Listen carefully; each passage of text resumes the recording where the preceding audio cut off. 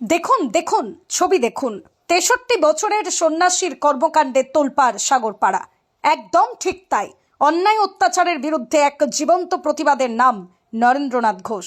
মুর্শিদাবাদের সাগরপাড়া থানার নরসিংহপুর গ্রামের এই ৬৩ বছরের মানুষটা প্রায় অর্ধ শতাব্দী ধরে নিজের প্রতিজ্ঞা বুকে ধারণ করে রেখেছিলেন, রাজ্যে পছন্দের সরকার না আসা পর্যন্ত তিনি চুল ও দাড়ি কাটবেন না। শুরুটা ৩৪ বছর আগে, যখন সিপিআইএম এর শাসনকালে নিজেকে অত্যাচারিত বলে মনে করে এই কঠিন সিদ্ধান্ত নিয়েছিলেন তিনি।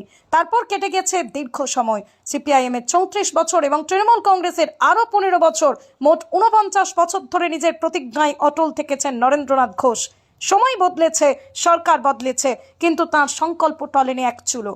অবশেষে বিধানসভা নির্বাচনের ফল প্রকাশের পর নতুন রাজনৈতিক পরিস্থিতির খবর পেয়ে আবেগে ভেসে যান তিনি।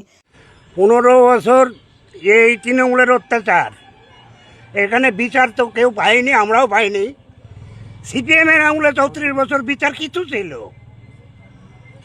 এদের আমলে একদম কোনো রকমের বিচার নেই। তাই আমি প্রতিজ্ঞা করেছি যে মমতা সরকার চলে গেলে মাথা নাড়া করে ফেলবো, তাই মাথা নাড়া করলাম। বিজেপি ২০৬টি আসন পেয়ে সরকার গঠনের পথে, এই খবর যেন তাঁর বহু বছরের অপেক্ষার অবসান ঘটায়। আর তারপরে সেই ঐতিহাসিক মুহূর্ত, বিজেপি কর্মীদের উপস্থিতিতে চুল ও দাড়ি কাটিয়ে নিজের প্রতিজ্ঞা পূরণ করলেন নরেন্দ্রনাথ ঘোষ। এই ঘটনার মধ্যে শুধু ব্যক্তিগত আবেগ নয়, রয়েছে দীর্ঘদিনের ক্ষোভ, বিশ্বাস আর রাজনৈতিক অবস্থানের প্রতিফলন। তার কথায়, গত ১৫ বছর আমরা যেন স্বাধীনতা হারিয়ে ফেলেছিলাম, আজ আবার নতুন করে স্বাধীন হলো পশ্চিমবঙ্গ। নরেন্দ্রনাথ ঘোষের এই পদক্ষেপ ঘিরে এলাকায় চাঞ্চল্য ছড়িয়েছে। কেউ দেখেছেন প্রতিবাদের এক অনন্য উদাহরণ হিসেবে, আবার কেউ দেখছেন একান্ত ব্যক্তিগত বিশ্বাসের জয় হিসেবে। তবে একথা অস্বীকার করার উপায় নেই, এই ঘটনা ইতিমধ্যেই হয়ে উঠেছে আলোচনার কেন্দ্রবিন্দু। আরও কি বললেন বিজেপি কর্মীরা ও স্থানীয় মানুষজন, সেটা শুনতেই এখন আগ্রহ বাড়ছে। এটা আজকে আমাদের খুশির হওয়া।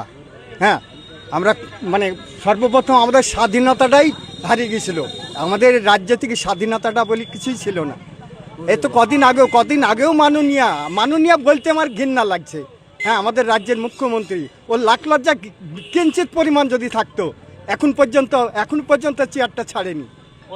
হ্যাঁ, এখন পর্যন্ত চেয়ারটা ছাড়েনি, আর মাত্র ৩৪ ঘন্টা টাইম। তারপরে আপনি চেয়ার ছাড়তে হবে না, ওর যা ব্যবস্থা জনসাধারণ করে দিয়েছে, খালি সময়ের অপেক্ষা।